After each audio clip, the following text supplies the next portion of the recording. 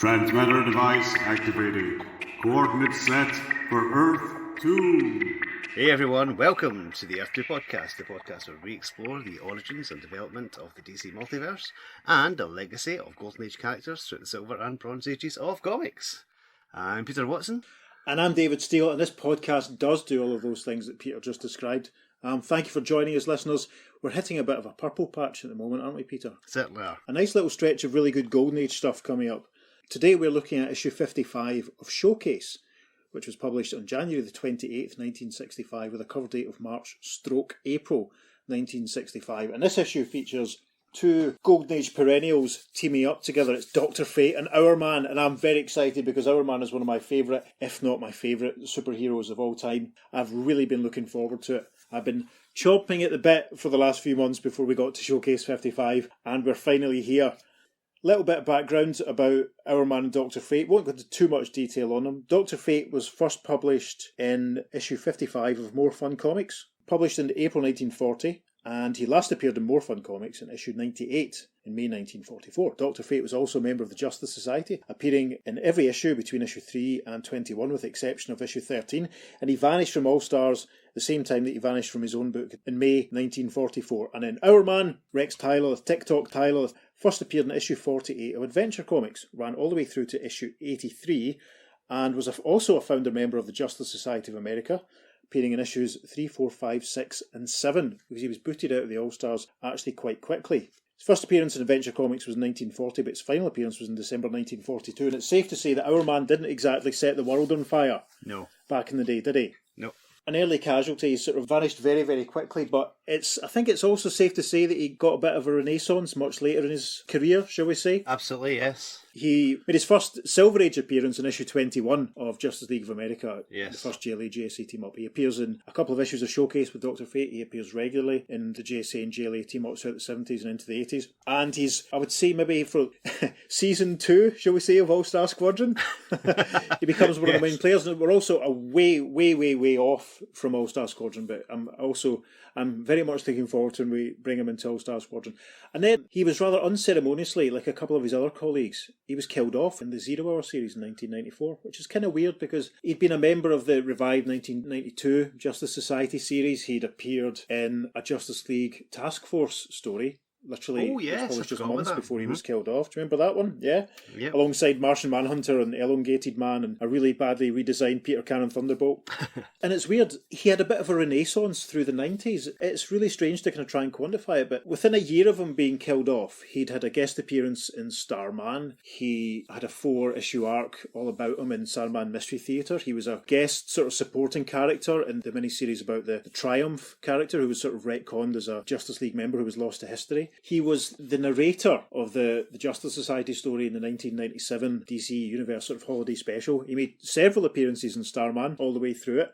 He was the cover guy on the All-Star Comics 80-page Giant when that was released, I think in 1999. And he was basically the narrator and bookending sort of lead character for the Justice Society Returns event. Yes. When Pete Tomasi, God bless him, brought the JSA back in 1999. Mm-hmm. And then ultimately, there was another Hourman introduced around about that time. He had a comic that ran for a couple of years, and Rex was very involved in that. There's an issue which is very close in tone to the issues of Showcase that we're going to talk about. And then he was rescued from his death in 2005 in an issue of JSA. So there's all sorts of stuff about Hourman to get your teeth into. What we're going to do in the socials, we're going to stick up a gallery of some of Hourman's appearances after the period that we're going to cover. We'll do the same for Dr. Fate as well, but we'll do that once we cover issue 56 of Showcase. We'll go into a bit more detail about Dr. Fate when we do that one. And also we should talk about the other Golden Age superhero who features briefly in this story as well, which is the Golden Age Green Lantern, Alan Scott. Now, Alan has made a few appearances already. He was also... Yes. He was in Flash 137, mentioned in Flash 129. He was in the first JLA JSA team up. Oh, yes. We haven't really talked too much about it. I think we'll probably go into a bit more detail on him when we get to Green Lantern 40, which is the first proper team up for the two JLs. But suffice it to say for now, the Golden Age Green Lantern made his first appearance in issue 16 of All American Comics, published in May 1940. And he was also a founding member of the Justice Society and was there when Justice Society wound up in 1950. And this issue, and I will pause for breath in a moment, dear listener, it's not the Davy Steele show this week. Pete was quite surprised when I told him this all night when we were talking about it. The baddie in this issue is a character called Solomon Grundy, who I think is probably my favourite comic book villain of all time. Wow. Yeah. Wow. It's incredible. I just think he's really cool. I remember having an issue of Super Friends that he was in when I was really young, and an issue of Superman around about that time as well. There is something fascinating about swamp monsters in comics, don't you think, Peter? Absolutely, yes. In the Golden Age, of course, as well as Solomon Grundy, there was a character called the Heap, and I think they all stem really from the short story by Theodore Sturgeon, which is quite a famous one, which is called It, published in 1940. So there we go. And the Heap, who I mentioned briefly, appeared in issue 3 of Air Fighter Comics, which was 1942. So Solomon Grundy, who's the baddie in this week's episode, he first appeared in All American Comics issue 61, which was published in August 1944 with a cover date of October 1944. He made a few other appearances in the Golden Age. I mean, remember last week when we talked about the Shade, we remarked on how odd it was that the Shade had only appeared once in the Golden Age, but Grundy had 4 appearances. So yes, he appeared in All American Comics 61. He returned in Comic Cavalcade issue 13. He fought the Justice Society in issue 33 of All Star Comics, which is quite a big deal, isn't it? Getting a cover story and all that for a current baddie, sort of fighting the whole team. Absolutely, yeah. And then he made his final Golden Age appearance in Comic Cavalcade issue 24, which came out in October 1947, about 10 months after he fought the JSA, and that was cover dated January 47 into 48. So Solomon Grundy has some pedigree, and unlike the Shade, he's been pretty consistent in his appearance throughout. He's a big sort of hulking, grotesque character, wearing a black suit which is frayed at the edges. He wears a grey shirt. He has deathly white skin, grotesque exaggerated teeth and eyes and features, white hair and big clunky brown boots. He kind of looks like a much scarier version of the first zombie that you see in Night of the Living Dead, and I've often wondered if he was based on Solomon Grundy. But anyway, I have rabbited on far too long. There we are. Let's give Pete a chance to say something now. Another interesting thing I found about Grundy is in his Golden Age appearances, his personality actually changes. He's sometimes a bit kind of Hulk smash-ish. I mean, the easiest comparison to make him is the Hulk, because he is a large guy who's got super strength. Of course. And usually smashes things. So in some appearances he is quite Hulk smashish, and then in other appearances he seems quite intelligent and has other powers, which is intriguing. Yeah. That's something that they do eventually go into a bit more, especially in Starman. Yes, that's exactly what I was going to say, yeah. But yeah, that's quite interesting. Again, the personality thing, way before the Hulk has a personality issue, because it's way before the Hulk. Yeah, of course. Am I right in thinking there was an issue of one of the DC Marvel Amalgam comics, which was a 90s phenomenon, listeners, when DC and Marvel were getting on quite well, and they had a few sort of joint publishing efforts where they combined some of their characters. There was a version of that sort of combined Grundy and the Hulk, wasn't there? Absolutely, yes. When Bruce Banner metamorphosized into Solomon Grundy. I think it was in the Doctor Strange Fate issue, which combined Doctor Strange and Doctor Fate. Oh, yes. On the respective socials, and please do check out our Facebook and Instagram, because we're putting a lot more supplementary material on there, a lot of visual stuff that obviously we can't share to you on the podcast. We're going to stick up an Hourman gallery, we're going to stick up a Solomon Grundy gallery, we're going to stick up a gallery of some other comic book swamp monsters, because I love them. So check those out if you can, see what you think. Yep. Shall we get on with the story then, Pedro? Let's do it. Showcase 55. So the cover, very iconic cover. We have Solomon Grundy, funnily enough, in a swamp, and he's not looking happy. He's got Dr. Fate, who is rigid, surrounded by green energy. He's holding up above him, and he looks as if he's about to throw him into Hourman, who's lunging at him in a big, massive punch. Yep. And in the corner, we've got a little box saying special guest star, the original Green Lantern, and a picture of Alan Scott. Yeah, it's interesting how the original's in inverted commas. That's quite weird, isn't it?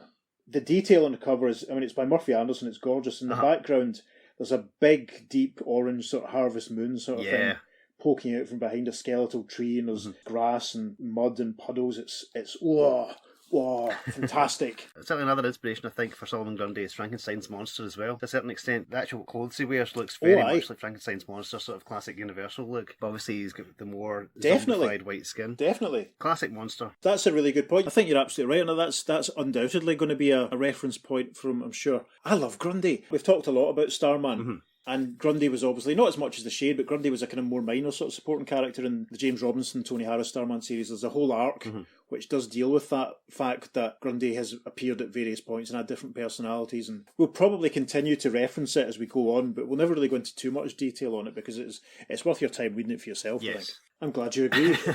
Into the story.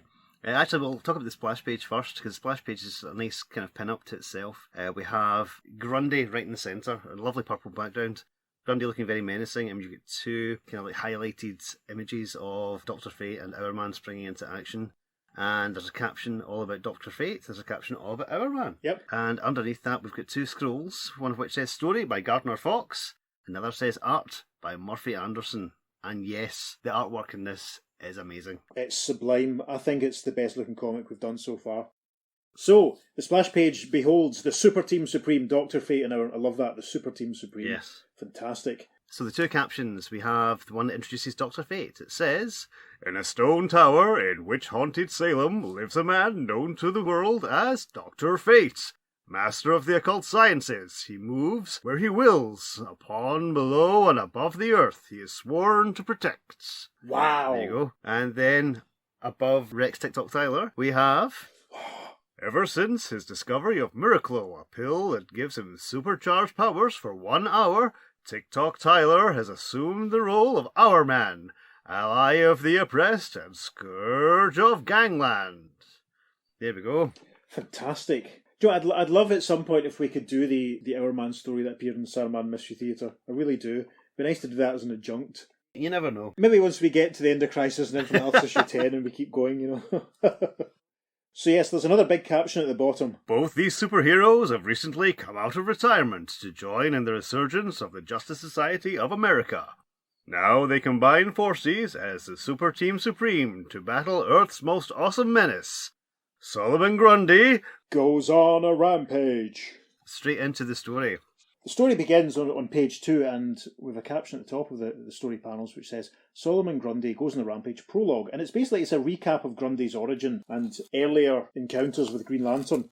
"Not real life, only a weird distortion of it. Solomon Grundy is said to have been created by the strange chemical reaction of sizzling sunlight beating down on the decayed vegetation of soggy swampland." And we see gorgeous panel of Solomon Grundy emerging from the swamp with there's fog drifting through the air. There's all sorts of weird, dead trees and plants. He is creepy. Ugh. Panel 2. "Impossible," said scientists. Well, maybe it was, but before long, a criminal band followed a new chief, Solomon Grundy. And Grundy is striding through the swamp in the moonlight sky, and he's being followed by some ne'er-do-wells who are brandishing clubs, and they're obviously shouting and making loud noises. This is a recap, essentially, of the story from All American Comics 61, isn't it? Yeah, It's the secret origin of Solomon Grundy, I suppose. pretty much. "Soon, too soon, an entire nation was trembling before the ominous onslaughts of a raging colossus of crime who couldn't be stopped by bullets. Nice symbolic panel of a big Solomon there and some people reacting in horror. Finally trailed to the petrified forest by indomitable Green Lantern, a truly titanic battle ensued." And we see Grundy, and he's about twice the size of Alan Scott's Green Lantern to give you a sense of scale. Yeah. There's some dead trees, it's beautiful. And Green Lantern is blasting his powering beam at Grundy, and Grundy is saying, "You hurt me?" and Green Lantern is thinking, "That chase across the continent didn't help him any. My way is weakening him." Bullets couldn't kill him, jails couldn't hold him. Only the emerald energy of Green Lantern had any effect on Solomon Grundy. And in this panel we see that Green Lantern has conjured a powering bubble and has trapped Grundy inside it. And Grundy says, "Can't move, I'm caught." And then the next panel we see Grundy crouching inside the bubble, and the caption says, And today, here is that vision of terror still imprisoned in a bubble of emerald energy. and Grundy is thinking to himself, Someday, get out, destroy enemy, Green Lantern, someday. Cannot kill me, live forever, must come time when I'm free, then kill Green Lantern. and at the bottom of page 2 there is a caption which says, Editor's note, this is a recreation of a page that originally appeared in The Revenge of Solomon Grundy, published in All-Star Comics number 33, February-March 1947. That wasn't the last time we actually saw Grundy in the Golden Age. No. There was another story that followed. Yes, and Pete's going to explain or talk us around this because it's quite complicated. Yeah, so when Gardner Fox wrote this story, I think he was unaware of the story from the later Comic Cavalcade issue. Right. Because at the end of All-Star 33, Grundy is imprisoned in a green energy bubble on the moon. But his next appearance is then in Comic Cavalcade 24, where we discover that he escapes the moon by discovering anti-gravity. Right. And coming along, a beam coming from a telescope. Yes, because that's what he does. So yeah, That he makes escapes sense. the moon and comes back, fights Green Lantern again. And Green Lantern says, well, I'm not going to imprison you in the moon this time. You can escape there. Instead, I'm going to imprison you in the ground, and buries him in the ground. Now, this story kicks off with Solomon Grundy coming to Earth from the moon. Yes. So that doesn't quite work. Now, someone we've talked about a lot in the podcast, Roy Thomas. Rascally Roy Thomas. He's never met a continuity issue he doesn't want to fix. So, when he started off All-Star Squadron in the 80s, his very first story arc dealt with this issue as a side note. Yeah. Basically, it involves a character. We'll get to it in time, but to give you, Yes, from Grundy's point of view, basically there's a time-travelling villain called Per Degaton who's recruiting bad guys to help him in his current campaign for world domination. So Per Degaton, he frees Grundy from his underground prison, right. where he was left in Comic Cavalcade 24. And Grundy's so grateful he's going to work for Degaton, but he says he never wants to go back to that underground prison again. So he's Degaton's lackey throughout this story, and at the end of it, he kind of gets knocked back through time, and he ends up back on the moon instead of back underground. So that's what happens right. there. I see. Yeah, because I was going to say, because that initial All-Star Squadron story is set at the end of 1941, isn't it? Yeah. Just after Pearl Harbor, which is December, isn't it? Mm-hmm. That's a good couple of years before Grundy even first appeared. Uh-huh. Interesting. I can't remember if he comes up against Green Lantern in that story, but doesn't that story finish with everyone getting their memories wiped of everything that's gone on throughout? The JSA are mostly out of commission, and we'll get to exactly. it anyway. Let's not do spoilers. Yes, let's not dwell too much Yeah. on an issue of All-Star Squadron. That's not that we'll important get to right in now. a couple Stay of years. tuned. Yes. Needless to say, this story kicks off with Grundy coming to Earth from the moon. So, page 3, Solomon Grundy goes on a rampage, chapter 1. And in the opening panel, we see the Green Lantern power ring bubble crashing onto the ground in a burst of flame. And the caption says, Out of the sky it comes, streaking earthward in a furious blast of flame and thunder, to crash and hurl skyward a spray of dirt and burning vegetation.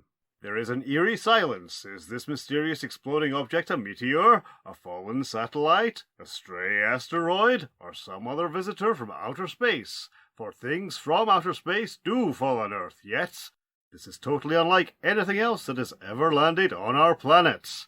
For the wisping remnants of the shattered globe rises a creature with a hate-twisted face. and it's Grundy, stretching and standing up from the wreckage as there's flames around him and the remnants of the Green Lantern power ring bubble. Oh, he's so creepy. Anyway, another caption says, Exiled into outer space by Green Lantern, Solomon Grundy has returned to the Earth that spawned him. The figure stumbles away from the impact point through the woods. Grundy marches off. I find him. When I find him, I kill. It strides into a lake, proceeding forward, even as the waters close about its head, not breathing, not needing to breathe. And we see Grundy marching along the bottom of the lake. There's a nice discarded tyre on the bottom of the lake beside him. That says a lot about Americans' attitudes to environmentalism at this point in the mid-60s. Oh, there's a lot more of that as we go along. Oh, I know, it's excruciating. It's a cautionary tale, and it's very interesting, so reflecting on this 55 years later. So, we move to the last panel of page 3, and the caption says, Until it comes to high stone walls surrounding what used to be, long ago, the watery marshlands known as Slaughter Swamp. And we see Grundy bursting through the wall with a giant crack sound effect, and he says, Wall no stop me, I go back to birth waters. Over the page onto page 4. The wall goes down before the giant strength of the eerie humanoid, revealing a glowing marshland into which Solomon Grundy hurls himself headlong. In a gorgeous panel, we see where Grundy's broken through the wall. He dives into the swamp. There's a full moon in the sky, floating behind a barren tree with some Spanish moss grows hanging from it. This is lovely. It's a strange pinkish reddishness to this one. That's exactly what I was going to say. In many ways, we have the same mind. We then move on to the next panel, and there's a caption which says, Far away in the witch-haunted hills of Old Salem stands a stone tower which emits a pulsing glow into the night as... And it's Dr. Fate's tower, that beautiful featureless big turret in the middle of nowhere. There's a yellow car driving up towards the tower being driven by Kent Nelson and his wife Inza, and Inza says, Kent, look! The tower is giving off some sort of strange radiance. And Kent Nelson says, Not the tower, but the crystal ball inside it, honey. This hasn't happened in a long time. The next panel is fantastic. It basically shows Kent and Inza just walking through the wall. Not in the same way that Grundy's just done. They're like phasing through it and a sort of, it's just moving straight. It's beautiful. Archaeologist Kent Nelson and his lovely wife, the former Inza Kramer, hurry into the stone tower, which has no door. And Kent is saying, The crystal ball glows of its own accord only when some terrible evil walks the earth. Hurry, I must look into its depths. And the caption for the next panel? To the topmost room hurries the married couple, but only Kent Nelson dares stare into that brilliant globe. And sure enough, we see Kent looking intently into his crystal ball, and he says, Odd, I see the radioactive marshlands attached to the Tyler Chemical Company plant. How can that be evil? And in the background of the panel, Inza has opened a cupboard door, essentially, and she's lifting out the Dr. Fate costume, and she says, I'll get your costume, dear. I know trouble when I see it. Next moment, the Master of Magic, Dr. Fate, stands arrayed in the uniform given him by Naboo the Wise. And this is a gorgeous panel as the crystal ball continues to radiate. I don't think Dr. Fate's ever looked better, Peter, has he, frankly? No, it looks fantastic here, yeah. Brilliant, Murphy Anderson. Compared to the way we saw Mike Sikowski draw him in JLA 21 and 22, for example, he looks terrific. The helmet... Very dramatic. The helmet's gorgeous. The light from the ball is radiating out. Dr. Fate is standing right in front of it. Should say there's an editor's note that says, for an explanation of the origin and powers of Dr. Fate, see the text page at the end of the story. Dr. Fate says... I'll direct the crystal ball to show me where the evil comes from, to retrace its steps. We move over the page after the same G.I. Joe advert that we saw elsewhere recently. And we move on to page 5. Dr. Fate has left the tower, and the caption says, Hurling himself upward from the tower and merging his atomic structure with the very wind, Dr. Fate quickly arrives at the impact point where the celestial globe struck the Earth. And sure enough, we see Dr. Fate. It looks like he's being carried along on the crest of the wave of the wind, doesn't it, really? Yeah. I mean, honestly, the artwork is gorgeous. It's going to be very difficult picking out some selected, highlighted panels. Yeah. It's going to be very difficult. So we see Dr. Fate flying over the wreckage of the bubble. He's casting some of his trademark lightning bolts down to kind of assess what's going on. And he's thinking, whatever it was that fell here is gone. By assembling its atoms, I can reconstruct its original form. And the caption for the next panel? With the ancient wisdom of the Chaldeans, he gathers the atoms of the dissipated bubble of force and reshapes them. And sure enough, he's reassembled the bubble, and the bubble is glowing, and Dr. Fate says, By Ishtar, this was once a bubble of force created by my fellow Justice Society of America member, Green Lantern. All the more reason to hurry to the radioactive marshland pool. And there's basically a slow dissolve now, and the caption says, Some miles away in the Tyler Chemical Company plant office, the president of the company, Rex Tyler, is entering a vault known only to himself. Fantastic. My whole life has been building up to this moment, listeners. And we see Rex stepping through like a vault door, and his Hourman costume is hanging on a hook. Rex is wearing a blue suit with his hair all quiffed back. God bless him. Amazing. And he's thinking to himself, good thing I was working late tonight, so I could be here when the alarm sounded. Some man or animal has blundered into the marsh where we empty the radioactive waste from our cyclotron. That's terrible, Rex, honestly. Mark Ruffalo's going to make a film where he sues you in a few years. Erin Brockovich is going to take him down, I think. Yeah. And the caption for the next panel. Moments later, he dons the uniform of the great crime fighter, Hourman. And Rex is thinking, I'll take a handful of Miracle pills with me, but I'll hold off swallowing one until I see what it is that broke into the radioactive marshes.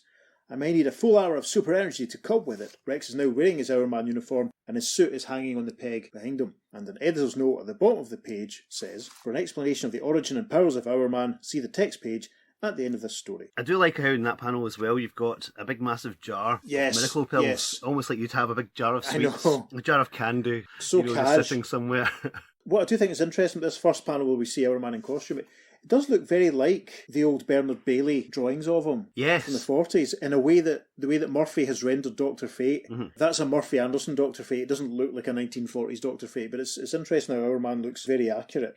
Anyway, slow dissolve, Hourman has made it out to the swamp, and he can see Grundy marching towards him through the scary pink and red and black waters. The caption says, Soon after, the man of the hour stands before the glowing wastes of Slaughter Swamp, and lifts out a miracle pill at the sight of... And Hourman's thinking, Solomon Grundy. I've heard Green Lantern speak of that most bitter of all foes, and how he put him away in a distant planet, presumably for eternity. Interesting they've gone for distant planet there, but it was the moon before. Or maybe it's just, kind of just how he's picked up the story. Yeah. Swallowing a miracle pill, Hourman vaults into the air at the macabre man thing. Hang on. At the what? It's an early DC Marvel crossover. Yeah, because that term is used to describe Marvel's muck monster more or less exactly, isn't it? Yes. Whoever knows fear burns at the touch of the macabre man thing. I love Man Thing. I had a few issues of Volume 2 of that when I was a little boy in Paisley. Oh, really? Maybe that's where my love of swamp monsters comes from. Steve Gerber's original run is incredible. It's just so ridiculously good. It really is. I would refer any listeners to the excellent Defenders Dialogue podcast from the Project Entertainment Network, because after they covered the Defenders, they moved on and they've covered some issues of Man-Thing recently. So that's a really good comics podcast worth checking out. So as Hourman vaults towards Grundy, he cries, "I must stop him, then tell Green Lantern." Grundy replies, "No, tell Green Lantern. I tell him, I hate Green Lantern."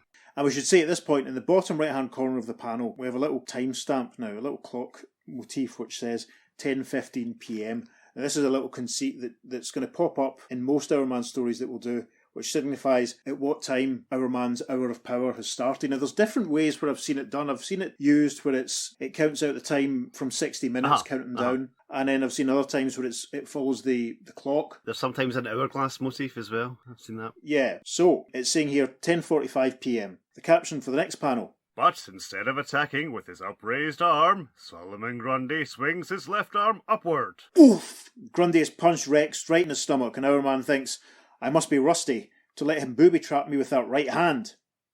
10:15 p.m. The caption for the next panel says, Even as Hourman slams into the bole of a thick tree, from the sky above swoops the Wonder Wizard, bolts of lightning running from his fingertips. Dr. Fate has arrived on the scene, and sure enough, as Hourman slumps to the ground, Grundy over him, Dr. Fate thinks, Solomon Grundy, I never fought against him, but I've heard the Justice Society members tell of their Homeric battle with him. So, the next caption. Dr. Fate infects the swampland trees with a pseudo-life force and directs it to attack the bellowing Man-Thing. It's not Man-Thing, it's Solomon Grundy. This is another cracking panel. Dr. Fate silhouetted against the moon with his lightning bolts flaring out from his outstretched right hand, and the trees have grown forward so that they're sort of tangling themselves up around Grundy, who bellows. Ah! We move on to page 7. Mad with rage, livid with the urge to rend and tear, Solomon Grundy reaches out and rips another tree from its earth bed. And sure enough, Grundy is lifting the tree above his head, and Dr. Fate thinks, What enormous strength he has to fight off my magic-riddled trees and rip up another one. And as Grundy swings the tree up at Dr. Fate, the caption says, With that flail in his hands, the marshland monster sweeps the air above him, seeking to bat down his foe. Brilliant panel. And Grundy yells, I kill! No, stop me! I kill! And then the caption for the next panel says, Quickly, Dr. Fate diverts some of his magic to shred the tree club into powder. And sure enough, that's what we see. The tree dissolves, and we can see that there's some clouds drifting in front of the moon. The whole panel is sort of on a 45-degree angle. Yeah, it's really nice. Isn't it? It's gorgeous. There's some clouds drifting in front of the moon.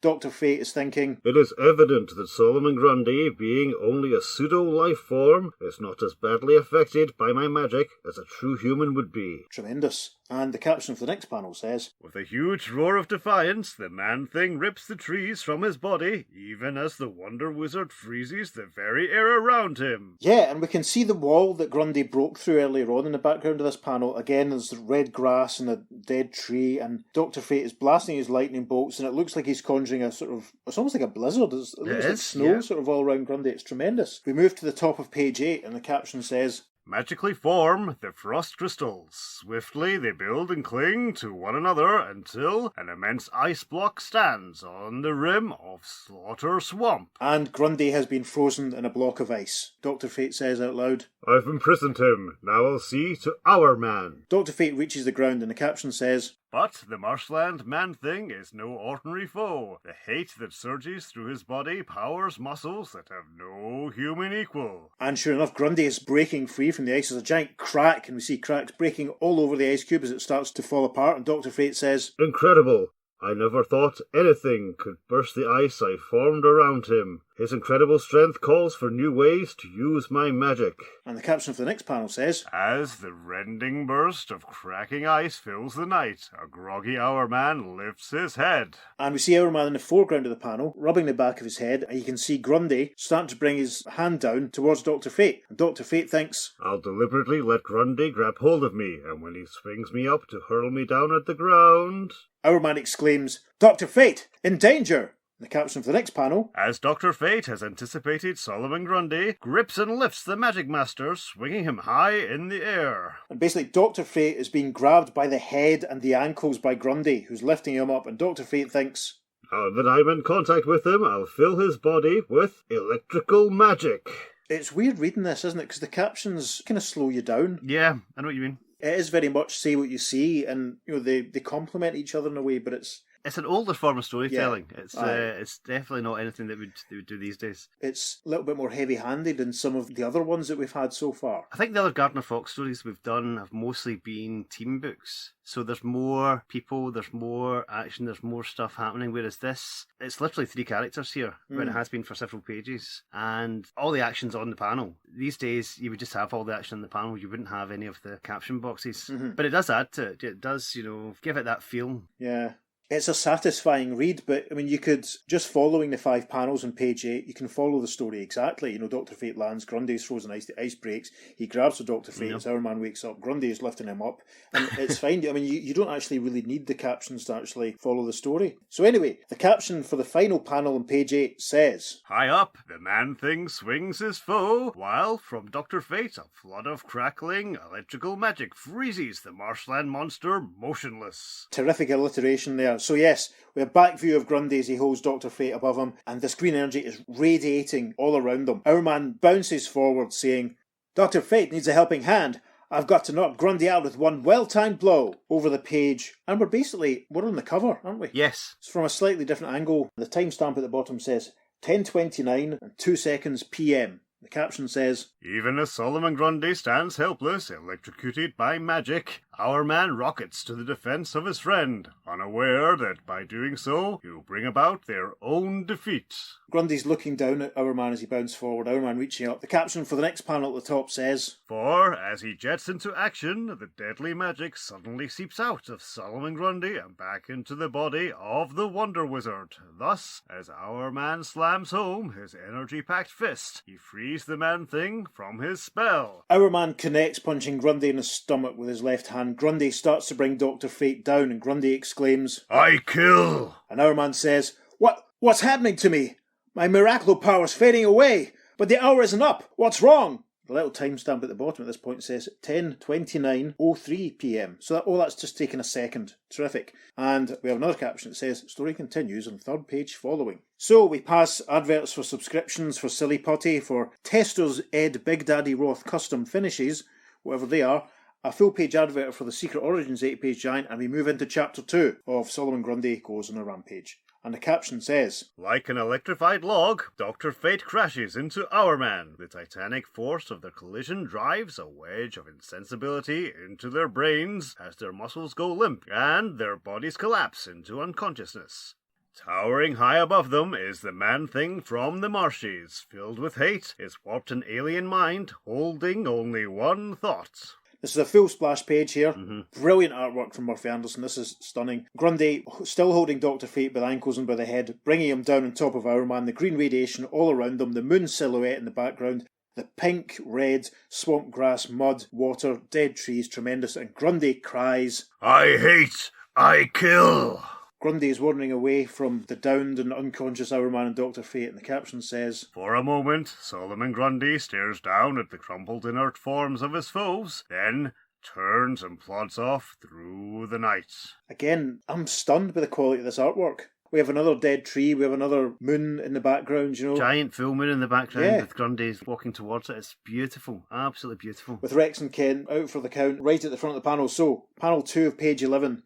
We see Grundy walking through farmland, and the caption says, While he shuffles along the road leading toward Gotham City, his body glows with weird brilliance, which spreads to nearby objects made of wood. And there's barrels, and there's an old fence, and they're glowing with the same sort of pink energy that has embraced Grundy, a sort of halo, if you like. And in the next panel, the caption says, Quivering with half-life, a glowing fence yanks free of the ground that holds it, and joins a glowing barrel in an eerie flight through the night air after the demonic man-thing. How many man-things is that? We should have kept count. 6. Is it? I think so. I mean, this is another panel. Grundy silhouetted in the background, and there's a broom, there's a barrel, there's fences, there's a bit of a wheel, it looks like a small box, and all floating after him. I'm struck by the geographical implications here. Mm-hmm. We know that the Golden Age Green Lantern was based in Gotham City, and that Slaughter Swamp was probably quite close by, but I wasn't aware that Hourman had his chemical plant so near Gotham City. Yes. So, halfway down page 11, the captions for the middle panel says, "In an eerie dance macabre, dozens of wooden objects, all afflicted, with a radioactive part life given to them by Solomon Grundy, trail him into Gotham City." We reach the bottom of page 11, and pocketing an axe handle, he grips the doors of a local bank, and we see him basically ripping the door off its hinges with a big rip sound effect, and it's quite amusing because the axe handle is protruding from his clothes in quite an unfortunate fashion. Oh dear. I wonder if Murphy was up to something there. But anyway, as Grundy says, "I find, I make him come to me, I rob, he no like anyone to rob." I wonder who he could be talking about, eh? I wonder. We'll find out very soon. We move on to the top of page 12. We see Grundy inside the bank. Caption says, "Inside the bank, his fingers fasten on the heavy vault door, and..." Grundy, with a screech sound effect, we can see the vault door coming away, and Grundy says, "I bring him soon now.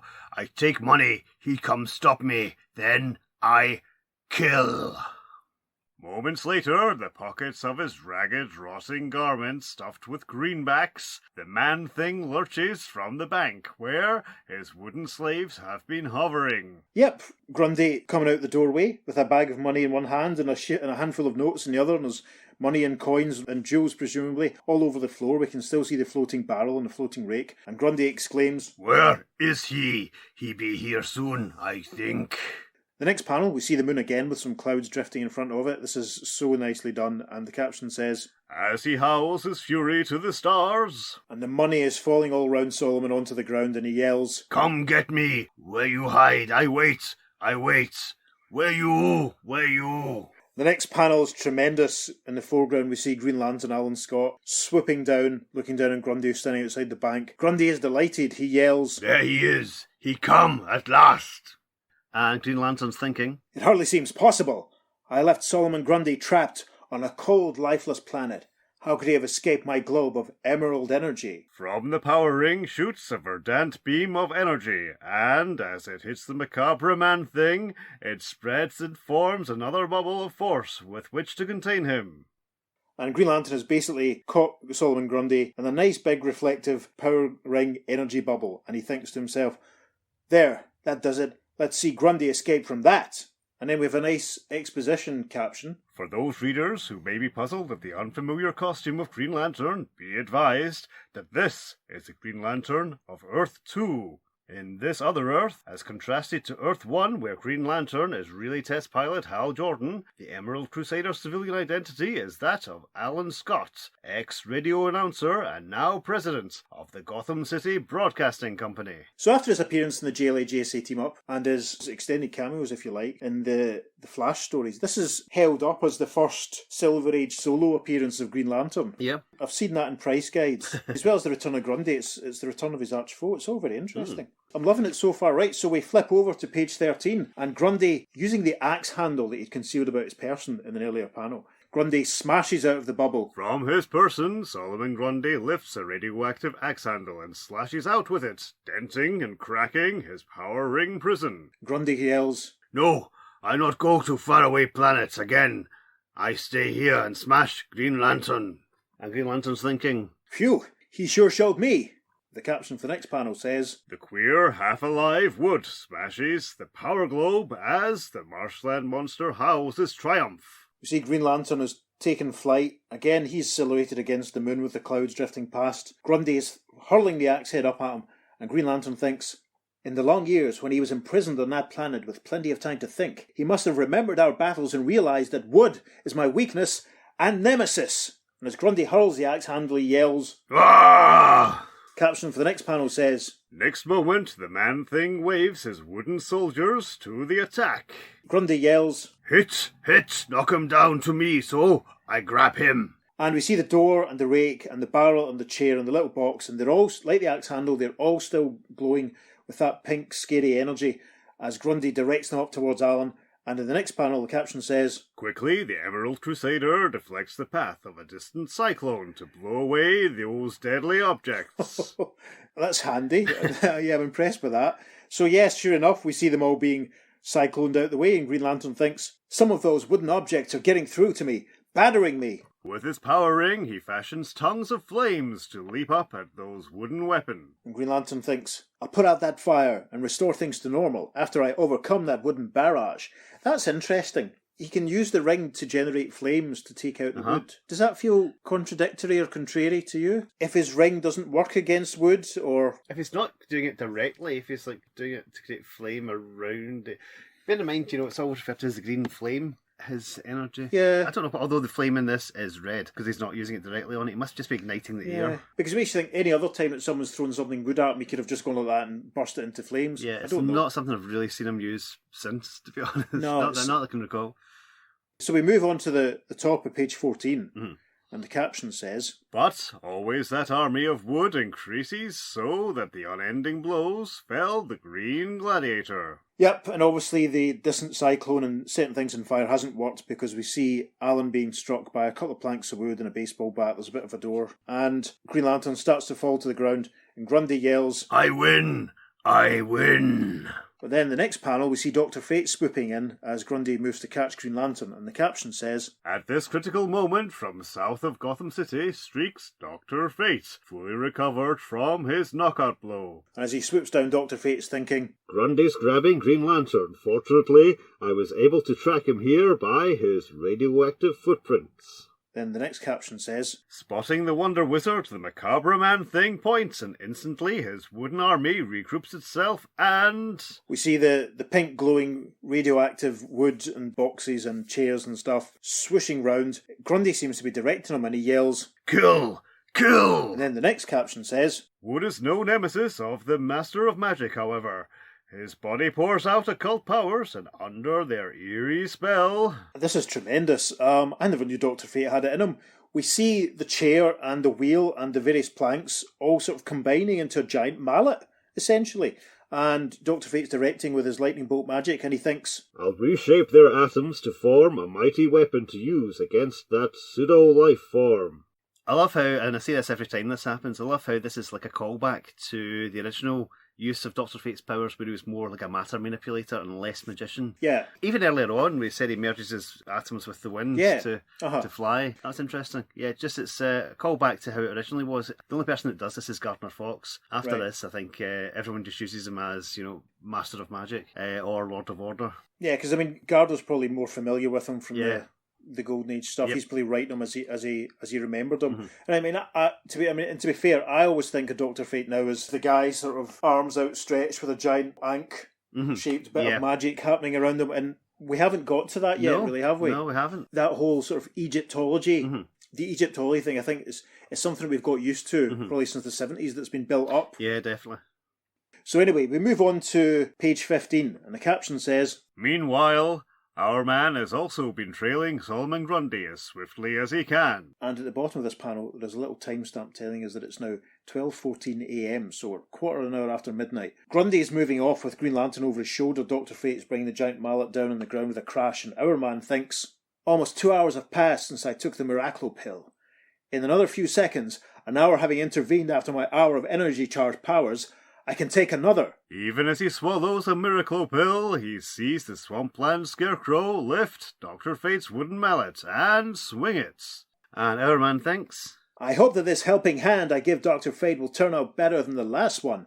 It's now 12:15 a.m. The caption for the next panel on page 15 says, But as Dr. Fate swerves aside from the mallet, TikTok Tyler sees his fellow superhero come straight for him. And this is an interesting panel. From left to right, we see Grundy with Green Lantern over his shoulder, hurling the mallet. Dr. Fate moving towards Hourman. Hourman is jumping up to intercept Dr. Fate. We have a silhouette of the city behind him, and again we see the moon with a few clouds drifting over it. And Dr. Fate says, All of a sudden, I have a great compulsion to destroy Hourman. And Hourman says, I must battle and overcome Dr. Fate at all costs. We move on to page 16. Solomon Grundy goes on a rampage, chapter 3. We should maybe mention the little inset panel we have of the two heads of Dr. Fate and Hourman. That's quite cool. Yes, they've used that for each chapter heading. It's been good. Yeah, it's lovely, isn't it? So, page 16 is another full page splash panel. Dr. Fate is gesturing and creating a sort of aurora borealis type effect. But the caption for this panel says, Solomon Grundy is forgotten before the sudden hate that fills the hearts and minds of the two crusaders. No longer do they concern themselves with battling the macabre man-thing. They are intent only in doing away with one another. The deadly duel begins as Dr. Fate flings up a curtain of magic, and Hourman leaps towards him, energy charged, fist clenched. And Dr. Fate says, The instant you touch that magical light curtain, Hourman, you doom yourself. And Hourman says, I'll match my miraculous powers against your magic anytime, Dr. Fate. And in the bottom of the panel, Grundy yells, Ah! I don't blame you, Solomon. We move on to page 17. I must say, this page, Yes. that page is absolutely beautiful. We're definitely putting this in the socials. 'Cause It's, just the colouring in it is great. Oh yeah, I mean it's So effective. It's stunning. Murphy's a master of just sort of shade and just composition, and it looks so rich. There was a Murphy Anderson story, obviously, in Zatanna's Quest when we did Hawkman, and Yeah. that was lovely. But it's next level, and it's so much. I don't want to say better because it's the wrong word. Mm-hmm. I'm receiving it more positively than a lot of the artwork and a lot of the other stories we've done. You know, if Sure. Murphy Anderson is a real talent. I mean, we move on to page 17, the first panel with Dr. Fate and Hourman squinting up, and again there's the silhouette of a building, and then the panel after that, the moon is always present. I mean, it's really atmospheric. You can tell it's at night. Mm-hmm. There's no other people around. It's creepy and it's fantastic. Yeah. So, top of page 17, the first caption says, Confidently, the man of the hour springs into the shimmering drape of awesome enchantment. and as Hourman bursts through Dr. Fate's curtain of magic, Dr. Fate thinks, Ha! His body is stiffening, his mind reeling. and the caption for the next panel says, But even though our man sinks into unconsciousness, Hourman is very lucky. He gets a right hand to punch Dr. Fate on the jaw, and Dr. Fate thinks, he had so much momentum behind him, it carried him clear through my magical curtain. Ah! it's another great panel because Hourman has burst through the curtain of magic. We can see a full moon. The shading on Dr. Fate's helmet is it's sublime. It's Yeah. gorgeous. So, And the sound effect, sock, Yeah, S-O-K, sock. right as he punches him on Yeah. the helmet. Great stuff. he punches him where? On the helmet! On his shiny helmet.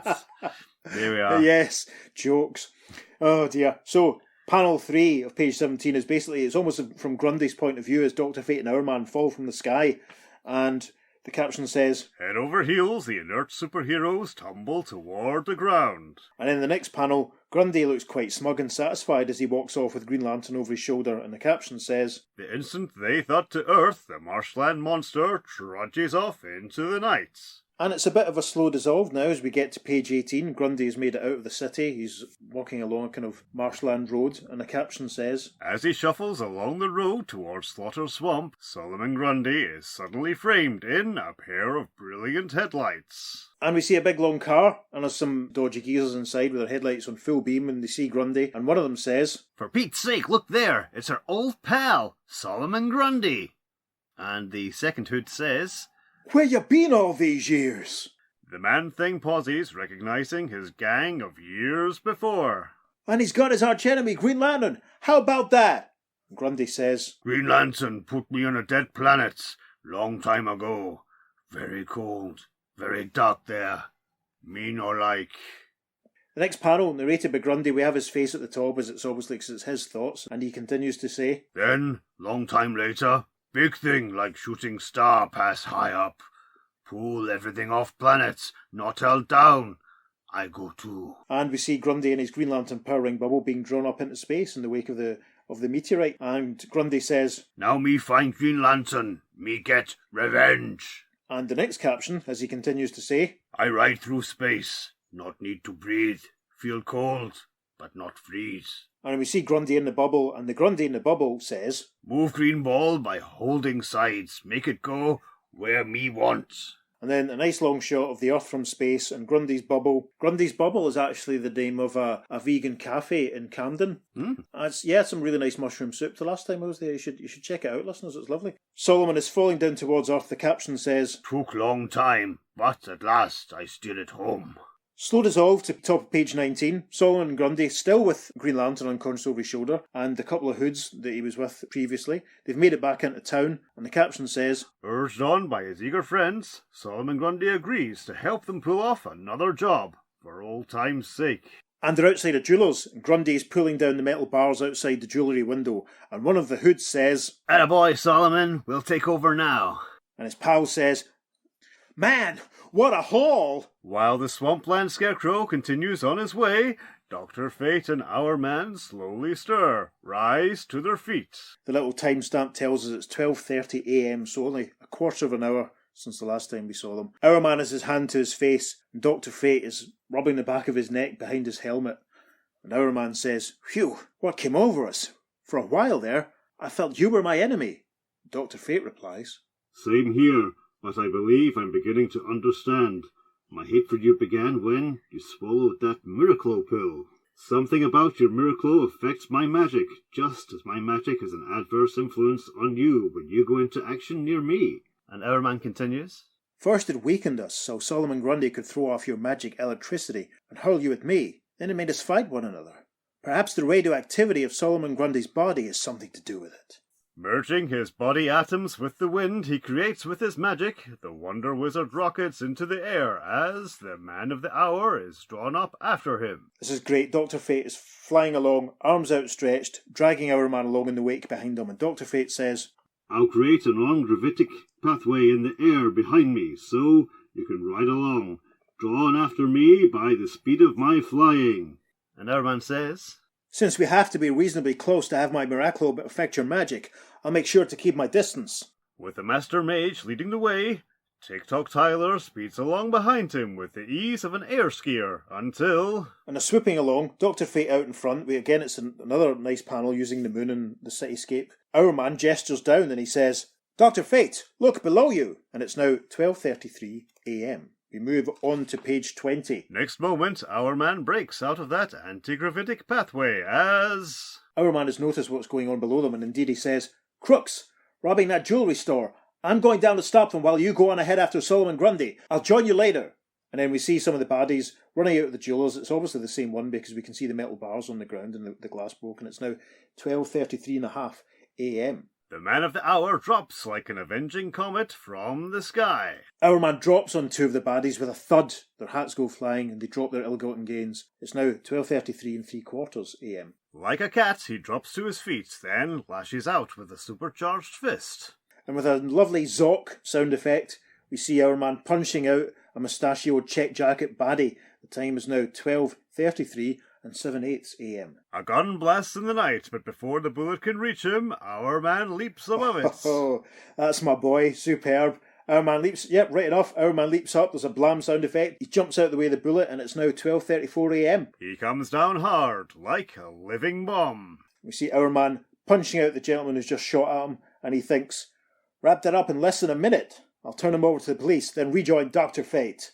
And it's now 12:34 a.m. We move on to page 21. The caption says, Far ahead of him, the Master of Magic is swooping low over Slaughter Swamp, keen eye scanning its radioactive waters. Again, another gorgeous panel. Dr. Fate. I mean, that's he's riding in the wind. He's not flying independently. That's quite interesting. That's something. Yep. That's a really, really interesting sort of visual sort of look or effect. It's a shame they don't still do that. Again, we see the pink and red swamp and trees and grass with the moon and the clouds.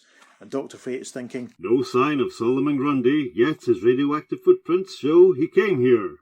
Suddenly the waters part as the macabre man-thing rises upward to come to grips with his tormentor. This is a cracking panel as Grundy bursts up from the pink and red and black swamp water, yelling, Ah! And Dr. Fate is just above him and he says, Ah, there you are. You not only have me to deal with, Grundy, but also Green Lantern. And the caption for the next panel says, the stunned eyes of the Swampland Scarecrow turn toward the edge of the marshland, where... And we see Dr. Fate still swooping along, but Green Lantern has stood with his hands on his hips. Grundy is there. Grundy says, Green Lantern? No. You in swamp. Me put you there. Make you just like me.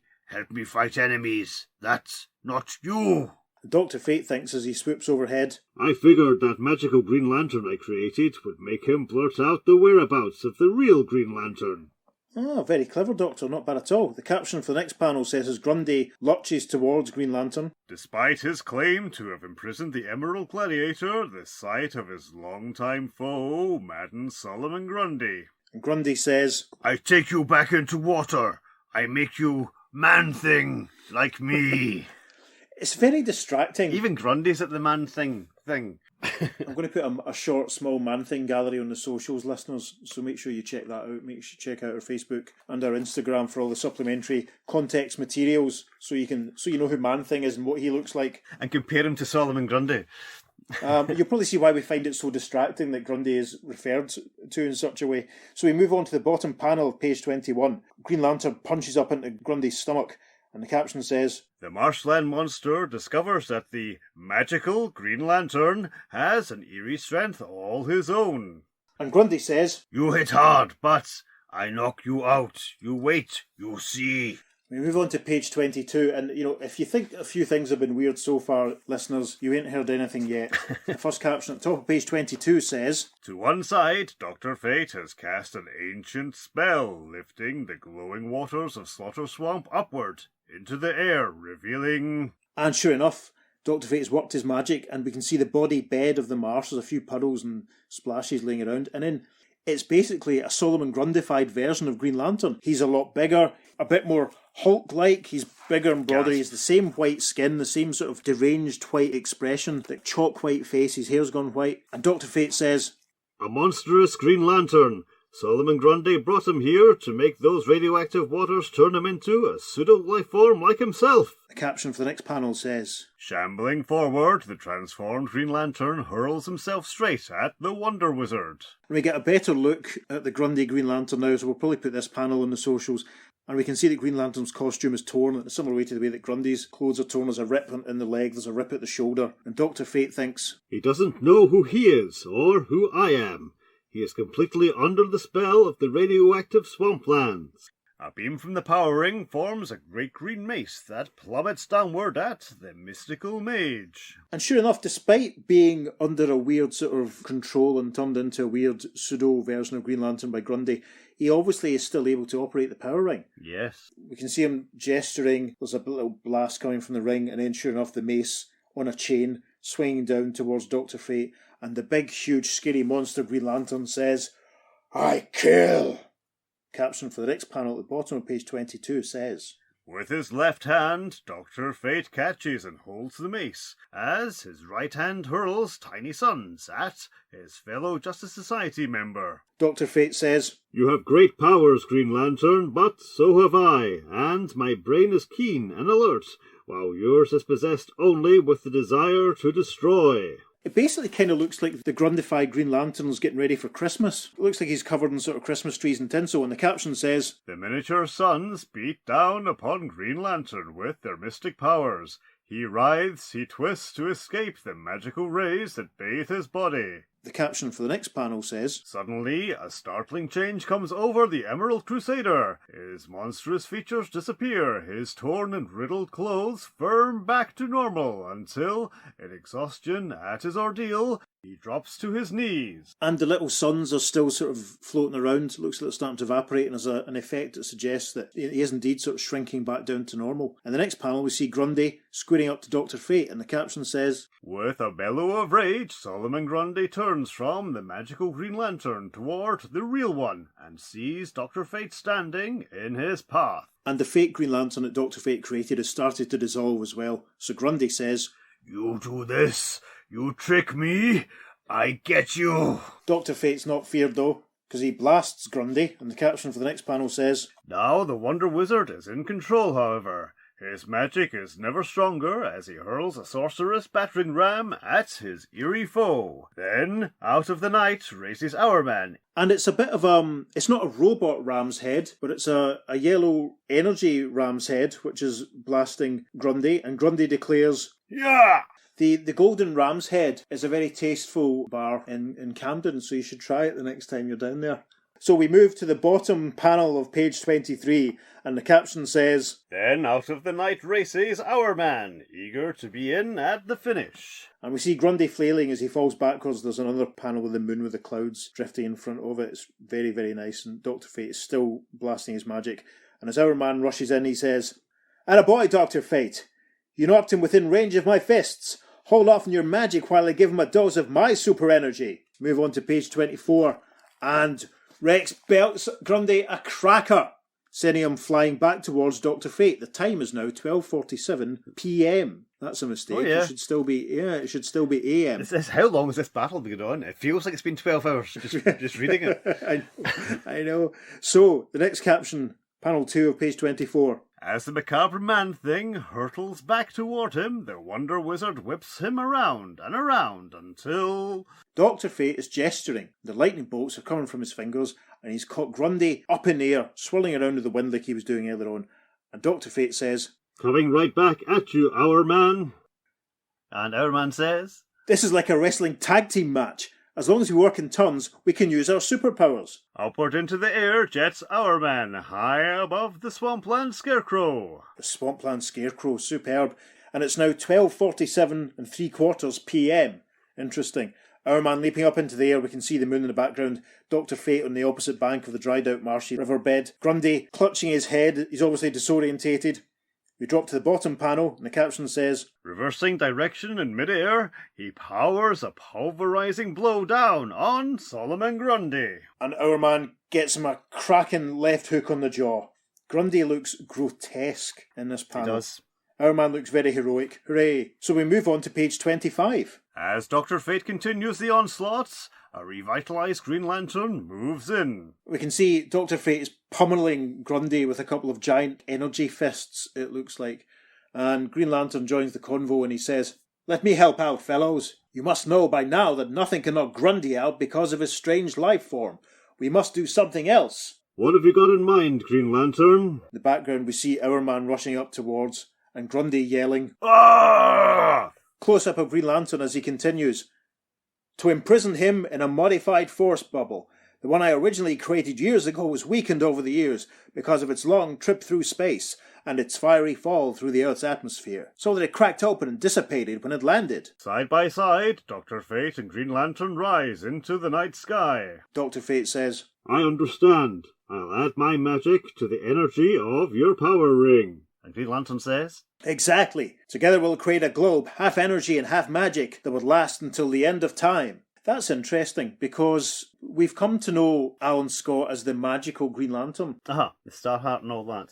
Yes. Yeah, so it's half energy and half magic. Mm-hmm. Interesting. Okay, right. Okay. So, it's too late in the game to start splitting hairs, so we get to the caption at the bottom of page 25. From magical fingertips and powering pour dual energy, creating a massive ball of alternating bands of magic and matter. And it's a huge big green globe with, it looks like basically Dr. Fate's yellow lightning bands all wrapped around it, essentially. And Dr. Fate says, That ought to hold him.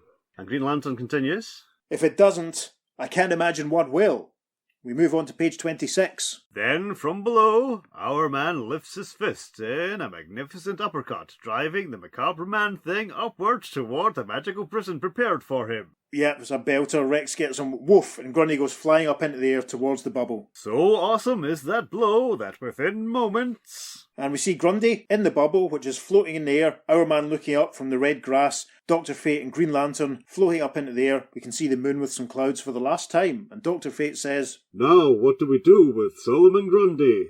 And Green Lantern answers, "With our combined powers, we'll put him in eternal orbit around the Earth. That way we can maintain a 24-hour vigilance on him." Upwards and outwards into an orbit about the planet goes the macabre man thing, endlessly circling the world that spawned him. So not Solomon Grundy, but actually the Marvel character Yes. with a turnip for a nose. So yeah, and it's a cracking panel as Grundy's bubble, I think I've mentioned that pub already, goes flying up into space, being directed by Dr. Fate's magic and Green Lantern's power ring. And we close on a close-up of our three heroes, and Dr. Fate says, My crystal ball and your power ring will glow in a unique way if Solomon Grundy ever escapes from that prison.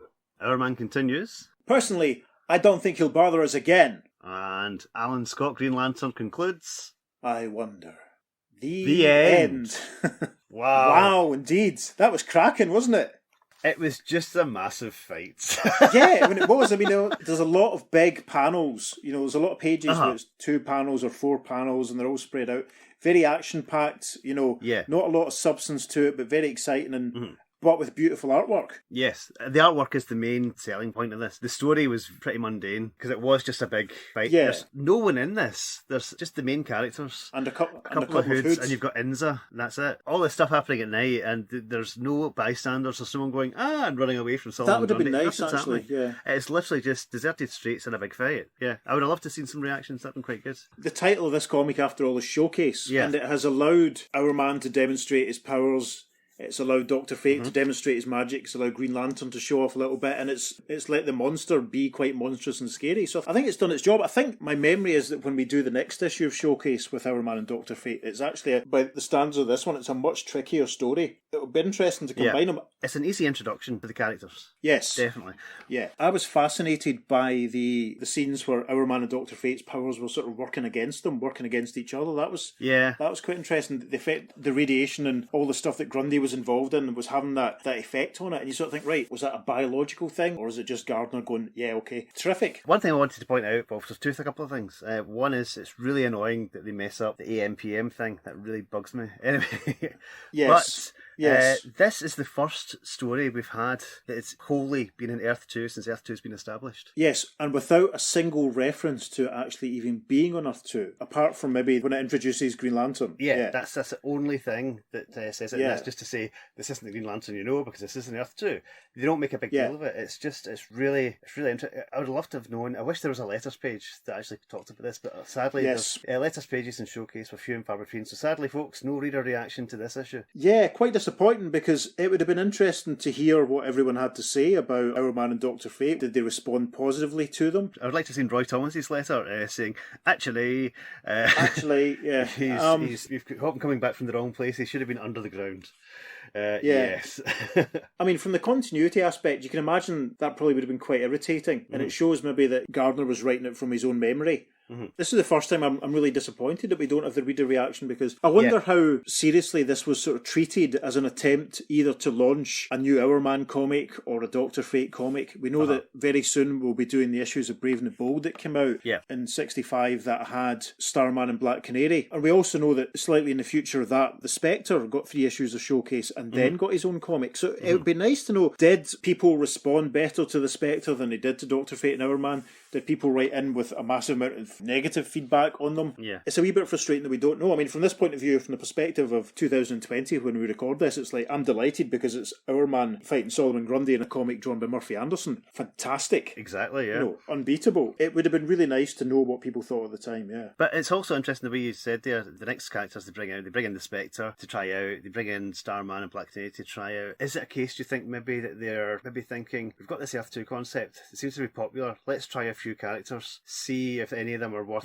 running with. And funnily enough, Spectre gets his own series. Yeah, Spectre got his own book almost straight away, and we've talked a lot in the last few episodes about how the parallel universe concept is being used by the different editors and stuff. It's being used, the usual sort of disposable nonsense by the Superman family stories. It's been used a bit more coherently in the Green Lantern and Justice League sort of stuff, as far as Earth 1, Earth 2 and the Flash and all that sort of stuff. As you say, this is the first time really that some Golden Age guys have gone it alone, and it's interesting. I wonder what the editorial sort of reasoning and process behind this was, because they've kept going with parallel Earths and stuff, but they thought, right, presumably there must have been quite a good response to the Golden Age guys being back. Well, I mean, we know this because... We know that from the letters pages. For the JLA, JSC team-ups, It's obviously they've sort of thought, right, there is a demand for these characters, do we give them a shot?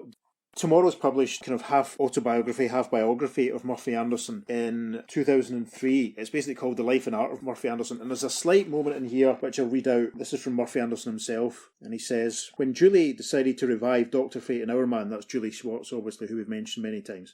When Julie decided to revive Dr. Fate and Hourman, those were 2 characters that I was quite well aware of because I'd read all that stuff as a kid in a lot of those books. so I didn't have to go looking for reference when I did them. I just looked at my files. I enjoyed working on them. They weren't the same as they had been when I was a kid. I felt we were doing an updated version, and it's not fair to compare them. So that's interesting from what you were saying about the way Dr. Fate was using his powers and stuff. Yeah. I had a feeling that most of those characters were second and third string characters. I never thought of them as being on a par with Superman or Batman or Captain Marvel or Captain America, that bunch. Those characters were the elite, so to speak, and I felt over at Marvel they had Submariner, Human Torch and all, and they were secondary to Captain America. And at DC, the Green Lantern and Flash and Hourman, Dr. Fate, all these characters were second and third tier characters. The Spectre was another one that I greatly admired, and that was the most fun working on all of those characters. Starman I liked partly because he was a second string Superman. Jack Burnley had drawn both characters, so there was a lot of crossover in the character design and even costume design. Starman's costume was a great deal like Superman, so that's preempting what we'll talk about in Brave and the Bold. Murphy's indicating it was Julie Schwartz's idea to run with the Golden Age guys and give them a bit more to do. No great surprise there. Yeah, that's excellent stuff.